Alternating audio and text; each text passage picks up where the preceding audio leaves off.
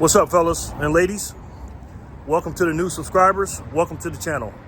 So I'm still in Austin, Texas. I'm at this little mega bus station. I'm getting ready to go down to San Antonio. It's like an hour and a half drive south down to San Antonio. I'm going down there today. But I wanted to talk to you about a few things. First of all, the CPI numbers came out. This is crazy. For a financial channel, this has been a financial channel's nightmare or dream week or whatever, because so much stuff is going on. I have never missed the CPI numbers, ever. But they came in a little better. This is the garage, sorry, it's a little echoing. It came in better than, or right around what they expected. It's 6% inflation. Again, guys, if you think inflation is 6%, then you need to go back to school and learn math again, okay? We both know, we all know that it's higher than 6%, okay? You know your groceries are higher than 6%. Your gas and your other baskets of goods are way higher than 6%. And we know this, so we're not even gonna talk about that. So what did that do yesterday to the market? Oh my God, everything's great now. Everything's great. Boy, I'm gonna tell you something. We are frogs in a pot, ladies and gentlemen. We are frogs in a pot. I've had people send me, now for those of you that knew, that don't know me, let me explain to you what I do on this channel, okay? And I may not be doing it for long on YouTube.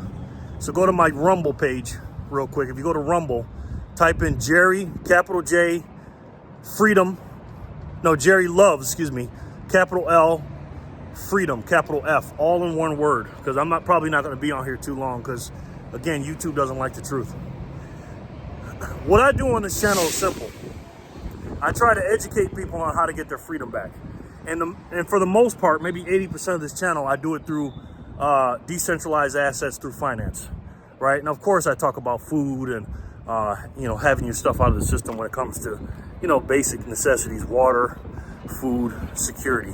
I don't talk about security too much on this channel because that'll be the straw that broke the camel's back. If I show any of that stuff, and you know what I mean, the pew-pews, they'll definitely get me off of here, even though, whatever, okay? So I try to teach you about finances, okay? Now, a lot of you on my channel are either, I'd say 80% of you are precious metal stackers, and the other 20% are broken up into people that don't have Bitcoin. Some of you guys have cryptocurrencies and precious metals. I say 15% of you have Bitcoin, and the other 5% maybe don't have either one. Let me tell you guys something, okay? First of all, Bitcoin, digital-wise, is the way to go. And physical-wise, it's silver, platinum, and gold, in my opinion, in that order, okay?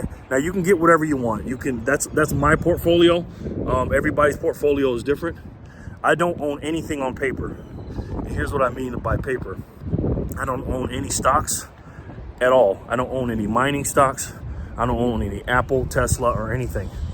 And there's a reason for that. I do not, because I can't control any of that stuff, right? When the stock prices go up or down or whatever, I have no control over that.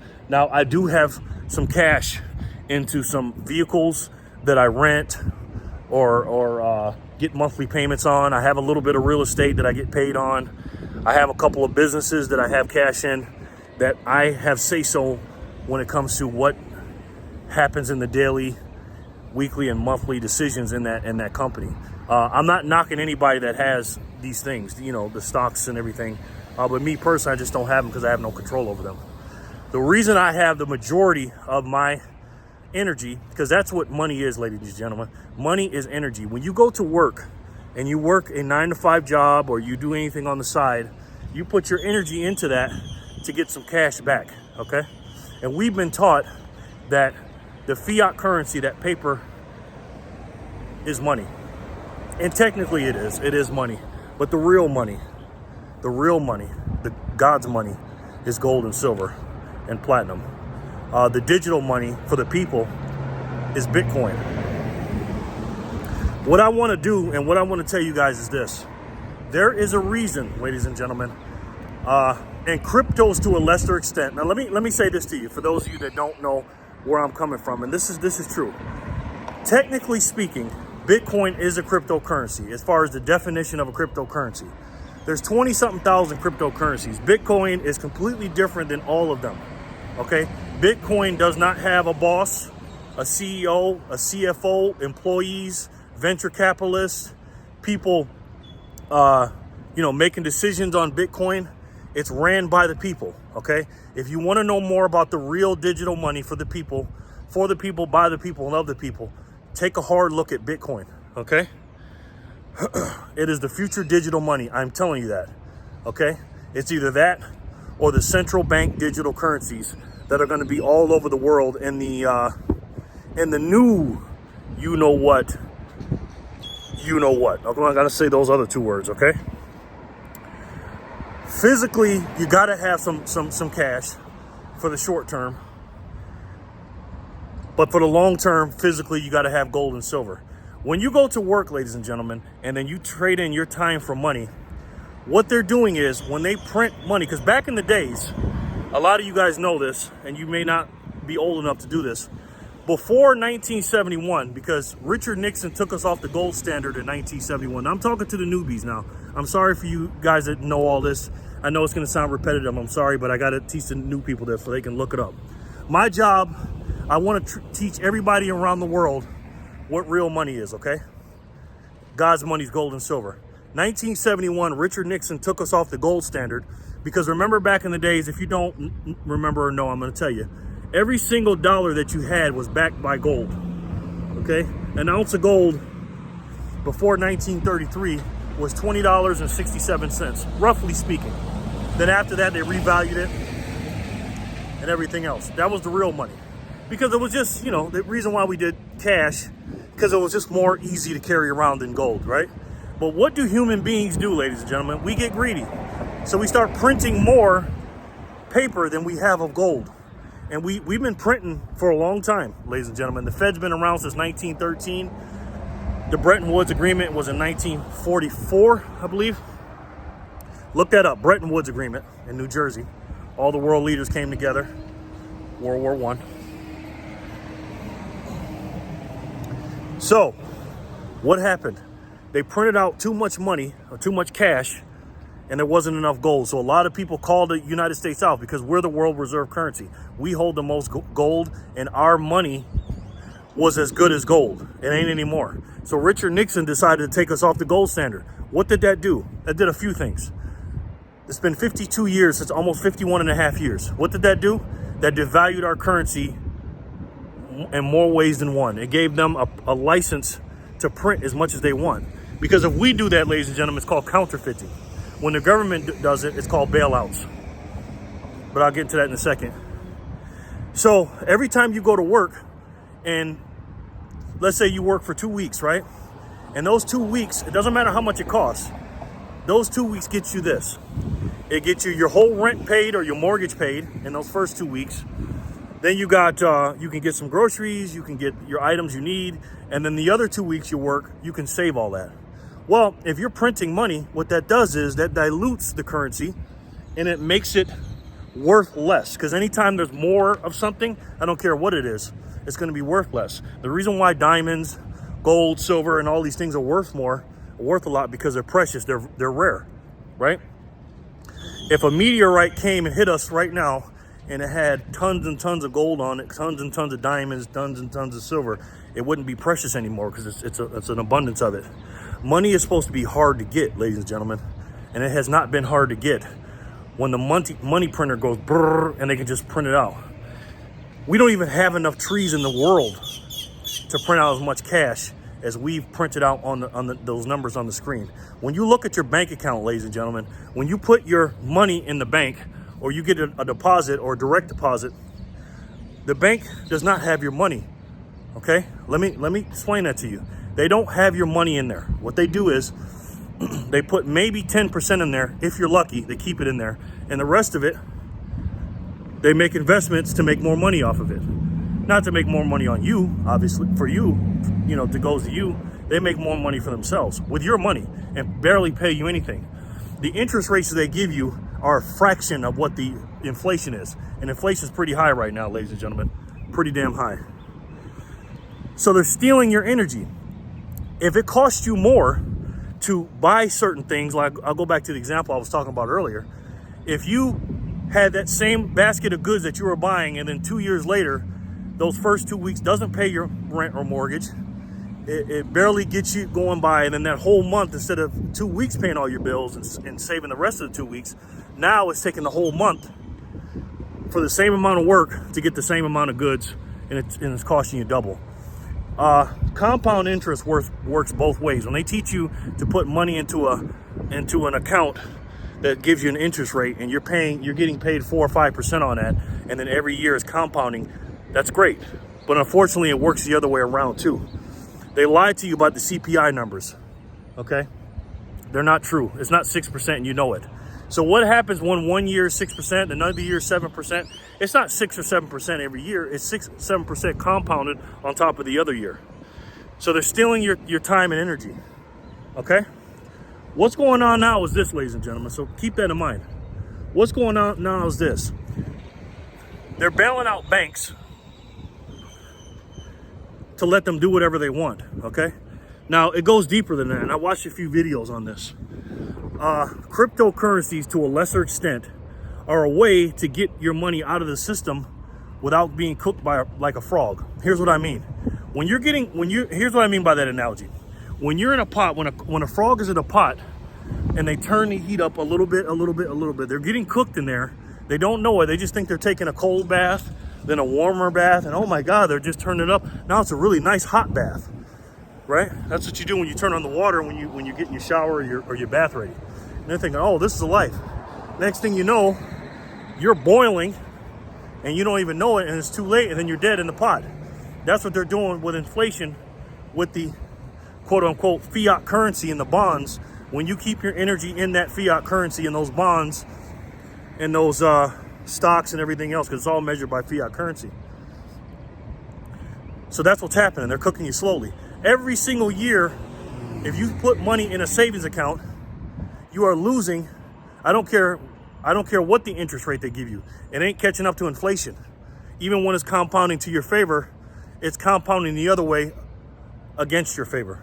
Okay, so you're losing your purchasing power every single year by multiples. You understand? So what they did with these 3 banks, in my opinion and in my research, I'm talking about Signature Bank, Silvergate, and Silicon Valley. All 3 of those banks, and Silicon Valley to a lesser extent, I think, because they weren't really too much into cryptos. They were getting ready to get into cryptos according to my research. Those are 3 crypto banks that if you buy cryptocurrency and don't keep it on a cold storage, and I'll get into that in a second, if you don't keep it into a cold storage, you have to, if you're just trading it in and out and trading it, the crypto, taking your fiat, taking it to crypto and then taking it out to fiat, these exchanges, the Coinbases, the other ones, they're all crypto exchanges. They need a subsidiary to change it into fiat currency. Well, the banks can't yet. The government yet can't stop Coinbases and stuff. They can't just shut them down. So what do they need to do? They need to cut off their supply. They need to cut off the fiat currency supplies with these banks. It's not an accident, guys. When 3 banks in 1 week, all connected to cryptocurrencies, get shut down. And none of them could be bought by individuals, because they know that if it got bought by individuals, they go right back to changing cryptos into fiat currency, and they don't want that. Anytime that the government doesn't want you to do something, do it. There's a reason. It's all about control, ladies and gentlemen. The central bank digital currencies, and look it up yourself, is a digital form of controlling your money, and there's no better way to control you than through your money. They're funneling all these different ideals and stuff to us. YouTube's gonna love this video. They're funneling all these different ideals to us, and you ever notice how the world has changed so much with the woke stuff and the what genders and all this other stuff? Why do you think they're doing all this, ladies and gentlemen? It's all about control. They don't care about facts and laws, they care about feelings. They don't go by the Constitution anymore. They're going away from the Constitution. So what do you need to do? You need to buy, and this is not financial advice, I'm telling you what I'm doing. If you want to fight this the best way you can, of course, short term, you need to keep some fiat currency. You got to have it. You got to pay your bills, and you got to have something when the sales come, because the sales are coming, and also for an emergency. So keep it for those 2 reasons. And a couple of investments that you want to make on businesses and stuff like that you control. Not the paper ones, the ones that you physically control. But what I do is I buy Bitcoin, ladies and gentlemen. Bitcoin, I don't buy any cryptocurrency. They call them shit coins, meaning alternative coins that have nothing to do with Bitcoin. They're all ran by, like I said, venture capitalists, CEOs, other people. Bitcoin is ran by the people. Nobody controls Bitcoin. It cannot be controlled. Now, what they can do is they can stop or slow down the on-ramps to get to Bitcoin. And what are the on-ramps? Again, the Coinbases, the exchange, the Strikes, the Binances, the exchanges that you buy it on, okay? But once you buy Bitcoin, and I want you to research how to buy yourself some Bitcoin, because remember I talked about the S-curve, right? The S-curve is an economic way to look to see where really good technology is in the world, and we're still at the bottom of the S-curve. Again, an S-curve like a car in comparison, you know, when cars first came out, everybody fought against it and said, what about the horses? Then when microwaves came out, oh, ovens are better than the televisions and all this stuff. It starts down here, and then it goes up here up to an adoption up to about 80%, then the platinum, and then it plateaus up there. Bitcoin is not even a 1% adoption rate yet. But better technology always wins, ladies and gentlemen. Bitcoin is a digital, unconfiscatable, uncontrollable, a permissionless money that can be moved at the speed of light, and it's yours. But it has to be yours by holding it into a cold storage. You have got to look that up. If you want some Bitcoin, you buy it on the exchange, buy yourself a cold storage device, and then buy it. When you buy gold and silver and platinum, if you decide to buy those, God's money, you need to buy them physically. You need to take your cash, buy them physically, and hold them yourself. Don't buy them on the paper. Don't buy them and then send them to someone else to hold for you. If you want to, you can. It's up to you.